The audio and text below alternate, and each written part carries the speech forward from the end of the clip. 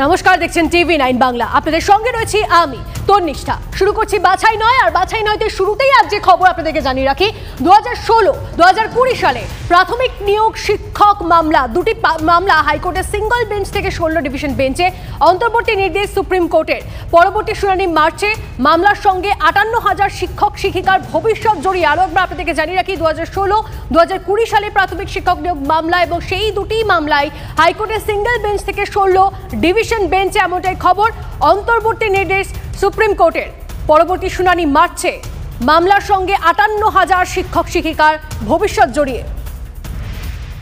জ্যোতির্ময় আমাদের প্রতিনিধি আমাদের সঙ্গে রয়েছেন, এই বিষয়ে আরো ডিটেইলস জানাবেন। জ্যোতির্ময়, দেখো, 2010 এবং 2020 সালের প্রাথমিক শিক্ষক নিয়োগ মামলা আজ শুনতে পারবে না হাইকোর্টের সিঙ্গেল বেঞ্চ, মামলা শুনবে ডিভিশন বেঞ্চ। আজকে এই বিষয়ে আজকে বিচারপতি উজ্জ্বল ভূঁইয়া এবং তার পাশাপাশি বিচারপতি অভয় এস ওকা এই রায় আজকে দিয়েছেন।